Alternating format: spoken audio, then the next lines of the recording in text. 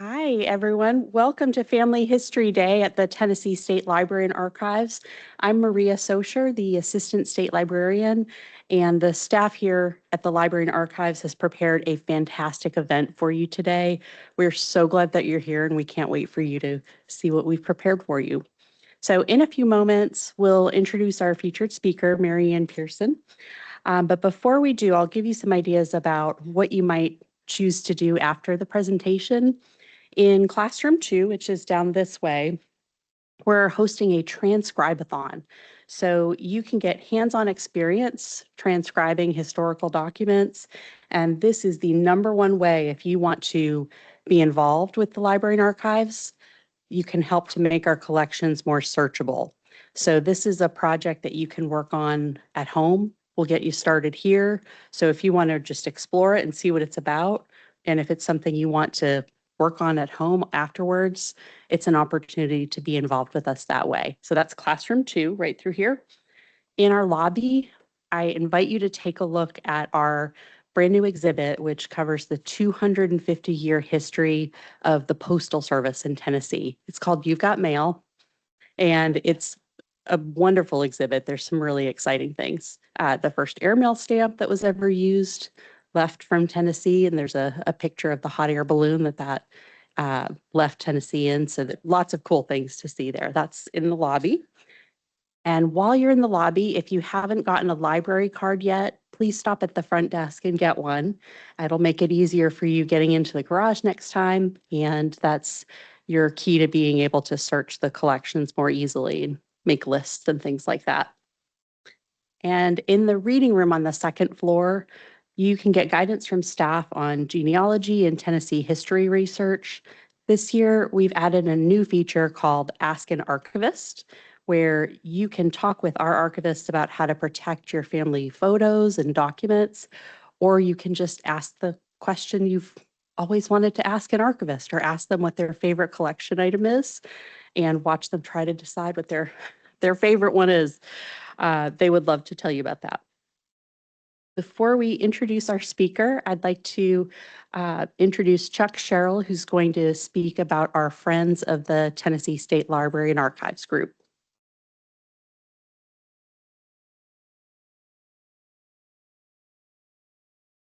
Hi, I'm Chuck Sherrill, and I'm here today on behalf of the Friends of the Tennessee State Library and Archives. I hope we have lots of friends, but if you want to make it official, we invite you to join our Friends organization.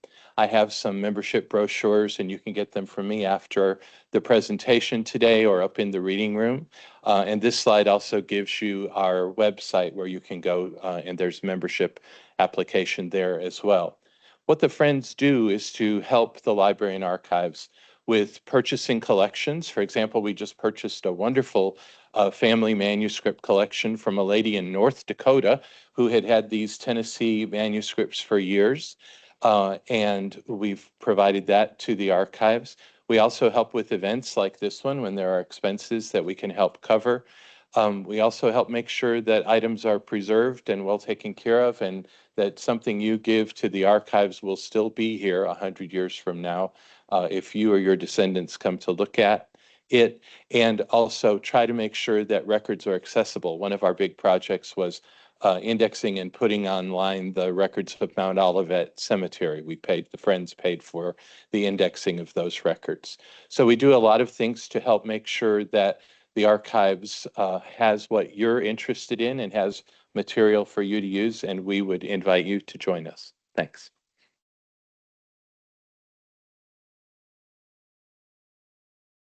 Thank you, Chuck. The Friends have been very supportive of the library and archives over the years, and so if you're not a member, please consider joining.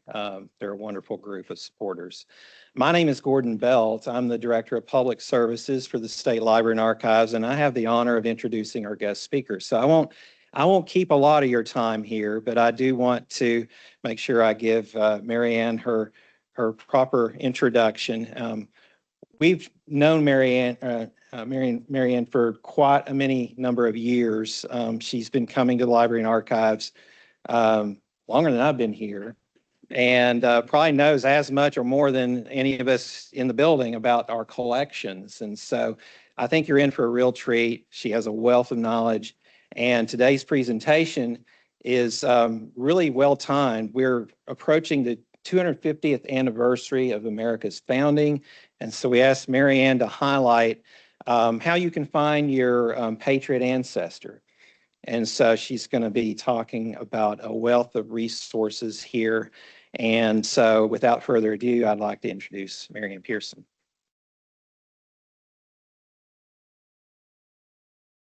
I said there's an awful lot of friendly faces out here, a lot of DAR ladies that I know in the audience. And I was telling Gordon that one day at the old library, I was standing there at my usual 7:50 waiting to get in the library. And Chuck came in the door and he said, "Did I hire you and forget to put you on the payroll?" And I told him he couldn't afford me. But you know, it's a great resource. And so there's lots of things here that you can use. And for those of you who don't know, I'm active in DAR and have proven 19 patriots of my own. Not all of them were soldiers. You know, there's some people out there that didn't have to be a soldier to be a patriot. So we're here today to talk about researching your Revolutionary War Patriots. And it's just an overview, I'll be honest with you, because there's lots and lots of ways. And Gordon, if you don't, I'm not good at this. Supposed to use the clicker. Let me see if I can do this. Okay, so what period actually involves the Revolutionary War? DAR accepts the Battle of Point Pleasant as one of the first things. So if you have a soldier who served in the Battle of Point Pleasant and is in the actual list, they will accept him. But the war actually started with the first battle in April of 1775 at Concord in Lexington. And the war ended when Cornwallis surrendered in 1783, October 1783.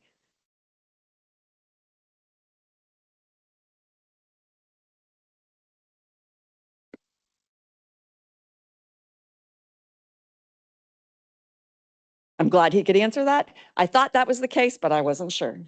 So service had to be in the original 13 colonies. So, you know, you don't find service in Tennessee necessarily because Tennessee wasn't really there, although there were people living here at the time. But the 13 colonies, New Hampshire, Massachusetts, Rhode Island, Connecticut, New York, Pennsylvania, Delaware, Maryland, Virginia, North Carolina, South Carolina, and Georgia. Can you all hear me? Okay. France and Spain actually had people who served in the Revolutionary War with us because they were two countries who supported the revolutionary cause and America becoming a free place to live away from British rule. And they were also against the British. So, you know, they took up our side. When you start this process, got water on my glasses. When you start this, you always should start with what you know. So when you're beginning your research, and this is true about any kind of research you're doing for genealogy, start with you and work backwards.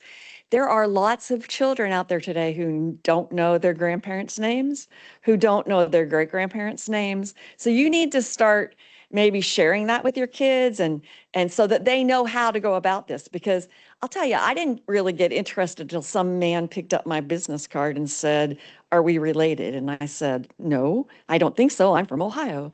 And we were here in Nashville, and he said, "Well, my ancestors were in West Virginia, and it turned out his ancestors and my grandfather were 11 miles from each other, but we still weren't related. DNA proved otherwise." So, you know, start with what you know and work backwards to the potential patriot line. If you're wishing to join a lineage society, you need to collect vital records for at least the first 4 generations if you can. Most lineage societies want to see the actual birth, death, and marriage certificates. After that, you can use things like wills, census records, and other documents that will link you to those generation. Bible records, if you've got Bible records, lots of families do, lots of families don't. I don't think my family could read and write up until maybe my grandfather's generation because they didn't really have records and they didn't keep them. Always remember that many men and women had the same names. Y'all know about the John Smiths and we were talking about Livingstons and how his family said that the Livingstons from Virginia were related to the guy who signed the Declaration and he was from New York. Maybe it's true, but you got to be able to prove that. So Tennessee State Library and Archives has a lot of records that you can use. If you have Tennessee ancestors, there's county records both in book and microfilm and microfiche, and they're upstairs available on the second floor. Collect vital records if they exist. Most states had different times when they started collecting vital records. Supposedly in the state of Ohio, from 1867 onward, you could get birth, death, and marriages. Marriages before that, 1803, when they became a state, but not every county in the state of Ohio collected births, deaths, and marriages when they were told to do so. And that's true with most states. Even though the federal government said that this was the rule, that doesn't mean it got done. West Virginia was prime for not having the records when they were supposed to. They just didn't abide by the law. And I have West Virginia ancestors.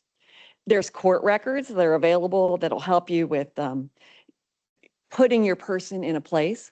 I've been working with somebody trying to prove their 1812 ancestor recently. And the only thing that I have found that proves he actually lived in Anderson County was a court document that said he was called as a juror in that county, which proves his residence. He couldn't have lived there. He couldn't have been living in Anderson County and be called as a juror.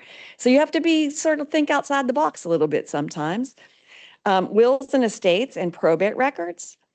And I'm going to tout the research staff on the second floor because those guys know what they're talking about. They have been wonderful help. I was telling Gordon the first time I walked in to this library in the old building, I walked in with an ancestor that I knew was in the Civil War. And I talked to Tom Cannon, who used to work here, and I said, help me find this man. And he just looked at me like, and I can't tell you the number of times people walk in and say, tell me everything you know about this person. Y'all done that? Been there, been around when somebody says that? It's like, yeah, sure, we can do that. But there's family files here. There's newspapers on microfilm. There's a manuscript collection that is absolutely phenomenal. And all those records exist here. There's also some special things here at TSLA. There's a project called the Patriot Pathways Project. It's a digital mapping of patriots who came to Tennessee, and it's available online for you to use at home. Kind of looks like this. And as most of you know, if you have been in Tennessee very long, that a lot of the land grants after the Revolutionary War were North Carolina grants, and they came here, even though there were people living here at that time and who actually worked for the helping the Revolutionary War cause. But this is a great source. The project includes patriots who came to Tennessee and maps showing where they entered and moved to across the state. There's the Patriot Record Selector. You can see where they came from. There's a list of names that's on there. And the staff had gathered them from all the records that are here at the library. There's density maps, which are phenomenal to see the change in population across the state of Tennessee over time. I'll show you a couple of them. There's Patriot locations, and there's enlistment records. So this is like seeing how the people came into the country and where they came into Tennessee and where they came from. The density map looks like this, and look how more and more the population grew. And it's just like we're experiencing today, people keep coming to Tennessee. Sometimes I wish they'd stay home because the traffic's really bad. We almost got hit by 2 people coming down the road today. Tennessee formed from North Carolina primarily. There's a little bit of it that kind of was on the Virginia edge. Lee County, Virginia has some overlap, but we became a state in 1796. And most of our patriots did come through North Carolina, Virginia, and South Carolina, and North Carolina. And the land grants are available here at the library. If you're a patriot, got a North Carolina land grant, those records exist here today, and you can actually see it and place it on a map. Have you ever found something that just gave you goosebumps? Yeah. I mean, this one time I was looking for something in the Supreme Court records here at Tennessee, at the library, and it was just phenomenal what came up in the records. And it gives me goosebumps sometimes to hold the original in my hand. They have genealogy databases here. How many of you use FamilySearch.org? If you don't use FamilySearch.org, you're missing a huge depth of information that you can do at home. All you have to do is create an account, and it'll lead you places you've never been before. It includes records. There's a new feature on FamilySearch.org that was a beta test, and now it's called the full full text search, and it's now part of the regular search engine. And it brings up names that I swear I'd been through Meigs County records, every single record that existed. And I used full text search and I found something about my ancestor that I didn't know. And I mean, I had been through every record, painstakingly going through the microfilm, and it's amazing what comes up. Go ahead. FamilySearch.org.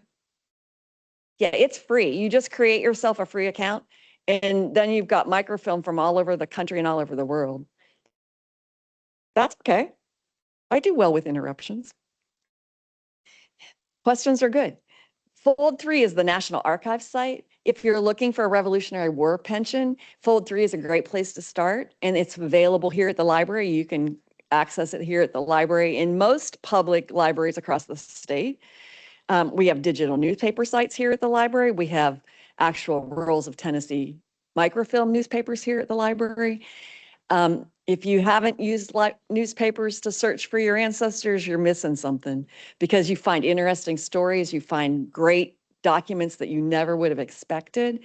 They're wonderful. Sometimes when you can't prove when a guy died or a woman died, you'll find their estate being settled in the newspaper. It'll be a little advertisement because they were required by law to advertise that the estate was being settled. And you can use that as a death date. There's all kinds of, you get real creative sometimes when you have to prove when they died, because you have to use all kinds of records to do that. There's a genealogy index that you can search about Tennessee ancestors. There's all the county records on microfilm and in book format. They have a subscription to ancestry.com that is available here at the library, or if you're working from home and you go to the Tennessee Electronic Library, you can use Heritage Quest, and it's the very similar records that come up, and you can do that from home. It used to be, I haunted the library. I was here every Tuesday, and there's so much online now that if I get here twice a month, it's because I can't find what I'm looking for online, and I come here instead. But there's so much available now that wasn't available when I started this 20 plus years ago. So, and all I knew when I started was that my great grandfather served in the Civil War from West Virginia. And I've got a Mayflower line all the way back. So, I mean, you get really involved in doing this stuff. I always, when I'm doing DAR presentations, I stand up and tell them I'm a genealogy addict, because that's what, I mean, I'm on my computer doing genealogy research pretty much 12 hours a day. Except for when the dog makes me go up and down the steps to let her in and out. So not all Lineage Society records, I mentioned on the ancestry thing that SAR records are up there. But what you need to know is that not all Lineage Society records proved in the past meet today's standards. So even, and I'm going to talk about the DAR database, but you'll get into the DAR database and you'll see that they've closed the line, or they've said it needs further research, because our standards have changed. There's more records available. It's true, SAR and DAR don't always agree on whether they've proved the Patriot service. And those are the two big Revolutionary War Lineage societies. So you have to be careful. And as I said before, be cautious with names. Many people shared the same name. So you need to be able to put the person that you're looking for in context in the place they're living. If you can't do that, then you probably might want to look at whether or not you've got the same person that you're really looking at. Pierson is my surname, Pierson, but my guys tended to be since they couldn't spell most of the time, they show up as Parson, Pierson. When I first started looking, I found 15 ways to spell the surname Pierson. So be careful what you're doing out there, because sometimes you've got to sort it out. One time I was helping a lady join DAR, and there were 4 John McDowells in this county in North Carolina. And I had to sort out which one of them had which service to be able to prove which was her line. One of them was too young, so we threw him out automatically. The other one, we looked at social status and what did that person do, and placed them, and we finally did prove it. So, and those of you who don't think women provided for the Revolutionary War cause, got news for you. There were women who provided supplies, whose husband was either off at war or died in the war, and they paid the supply tax in Virginia and other places. They had service. Some of them actually hid as men and went to war as soldiers, combatants, just like today. And they were not all white. Okay. So we're going to talk about that a little bit. Not every patriot was white. There were many Native Americans who fought on the American side. There were many blacks who fought on the American side. And how many of you are familiar with the term Melungeon? Okay. East Tennessee, Hancock County they settled there, and there were a lot of them who actually served in the Revolutionary War. And we actually have a specialty group now at DAR that will help you with the Melungeon research. I serve on that committee at national level, only because I actually helped prove one. Took us 5 years, but we proved her. So the Family Search is a free site. You just create yourself an account and log in. And sometimes it takes 23 hours for them to get you a password up there. But there's all kinds of search types there. You can search record collections, you can search full text. If it's not been indexed yet, don't forget to look under images, because that's where the unindexed records are. And most of them have an index at the front of the catalog that you're looking at, but they haven't been indexed and they don't show up in the full text search yet. I'd forgotten that, and I was looking for a South Carolina will that I knew existed the other day. I knew it existed because I'd used it before, and it was under images and not in the catalog. Full text search is the most recent edition, which enables you to search across all the digitized records that have been indexed. Images lets you search items that haven't been indexed yet, but may not show up any other way. Fold 3 is the National Archives and Record Administration site. It's a great source for military records. DAR just worked with Fold 3 and the state library to index the Tennessee 1812 patriots. And they're now online where you can search those indexes using the Tennessee site. There's government records there. The Pennsylvania Archives Records series is there. If you're looking for Pennsylvania ancestors, that's a good source. And there's records from other countries there. Ancestry is a paid site, but most libraries have a library edition that you can use for free. Just remember that family trees aren't proof. I mean, that's what you see a lot of on some of these genealogy sites, Family Search and Ancestry and other sites. Trees aren't proof. WikiTree is notorious for not being proven. If records, the actual record is what provides the proof. You have to have the document to go with it. Somebody can have a great idea and say that's, my cousin did that with my tree. She put up something that I had said was speculative, and she's got it out there as its truth. And if you go into Ancestry and look for Samuel Pierson, you'll find 9 comments that I've made that said it's not true. Because it wasn't true. I said it was probably true, but she put it up there as if it was fact. And I'm like, no, it's not. Can't prove it yet. Still can't prove it. I do know that my research is correct as far as I go, because my dad and a third cousin are 167 perfect DNA marker matches to each other. So I know I'm right, but I can't prove this guy's father. So, TSLA has online heritage quests, which you can use some of the same sources that Ancestry has, and it's through the Tennessee Electronic Library site. And recently on TIVA, the other site that's available from the library, they've started putting up some death certificates past what are available online. I found a 1973 one the other day, guys. It was tedious, but I turned it up and I didn't have to come to the library for it. Because I was about emailed and said, send this to me, because I really can't get back down there. But you just have to be persistent. You all know if you're doing genealogy research, you're persistent and you're like, somebody once asked me how I knew to stop looking. I said, until there's no records left, till there's nothing else to look at. That's what I do. Family trees are great clues, but if they don't have documentation supporting what they say, they're not worth much.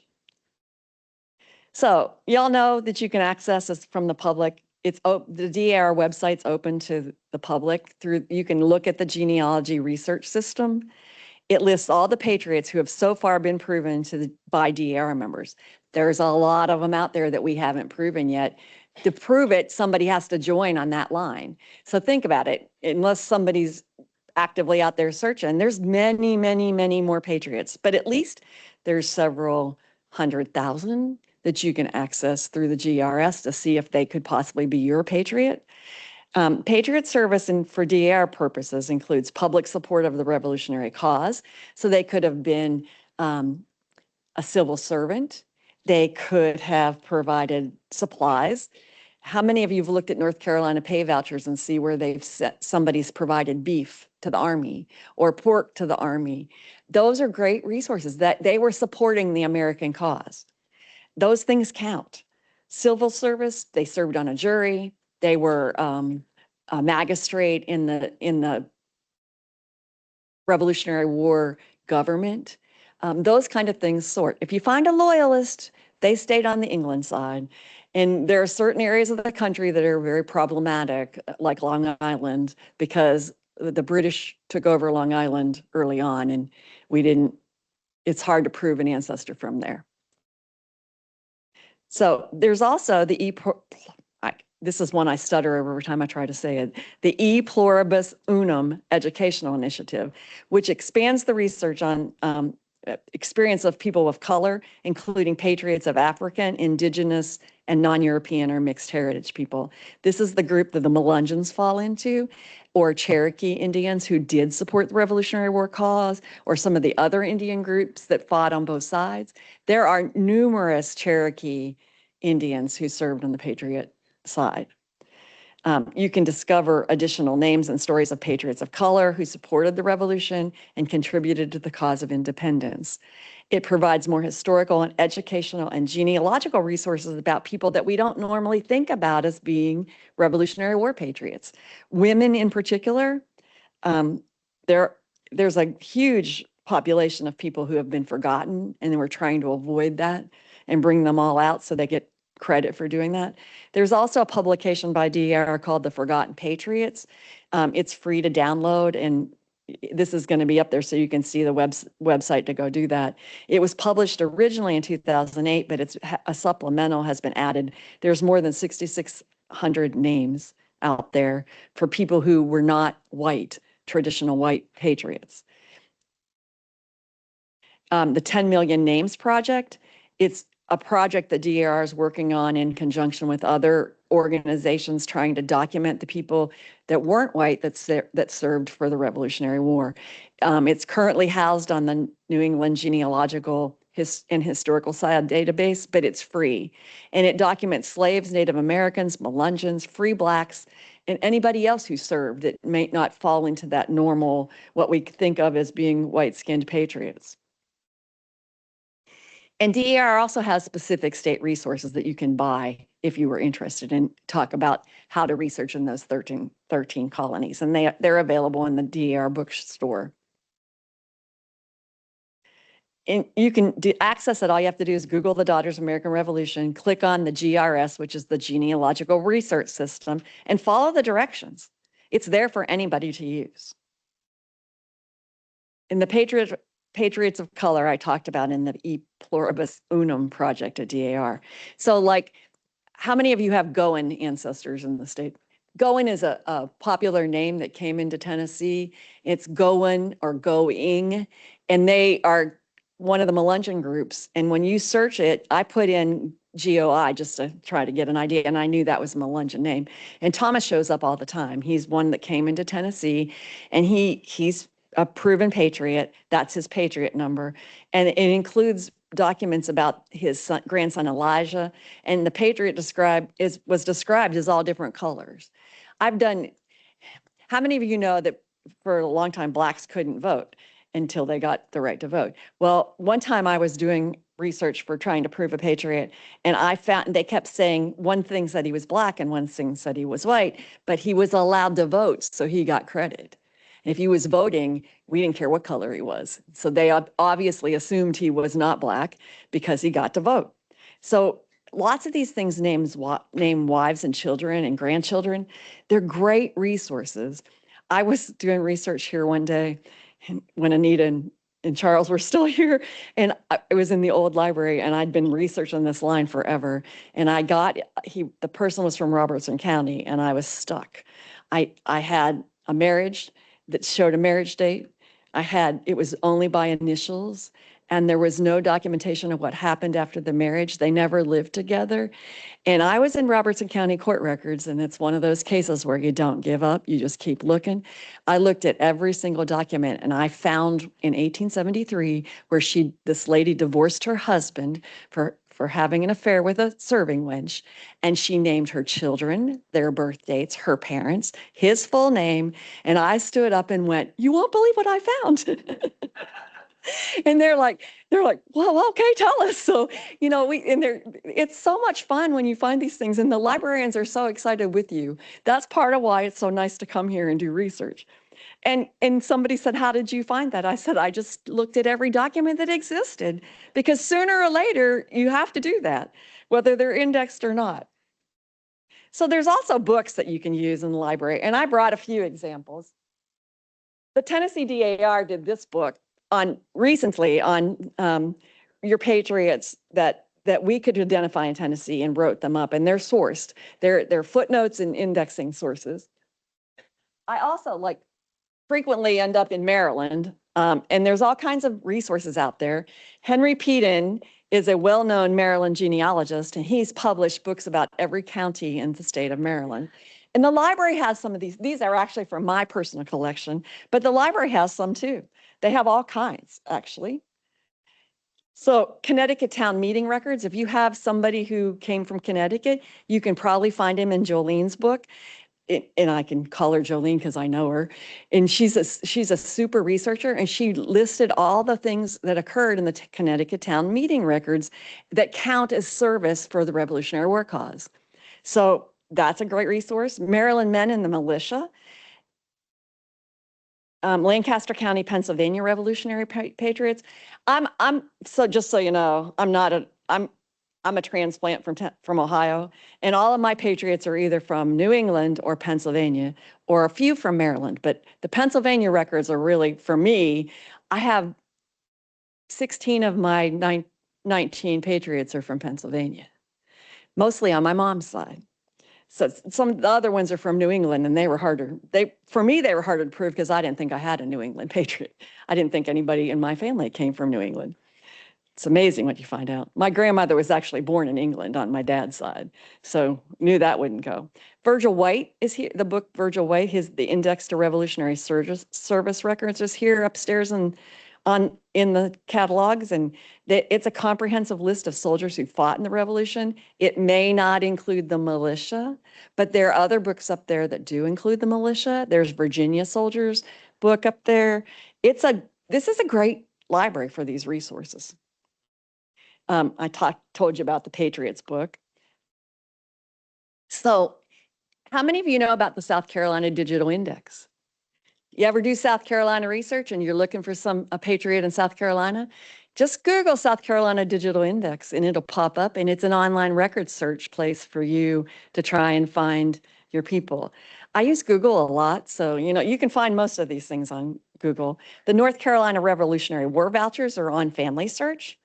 The North Carolina Colonial Records series, if you just put that into Google, they'll pop up, and they include records that cover the Revolutionary War, and it's a searchable index. Georgia Vault's a little bit harder to use, but it's the state archives in Georgia, and you can find things there.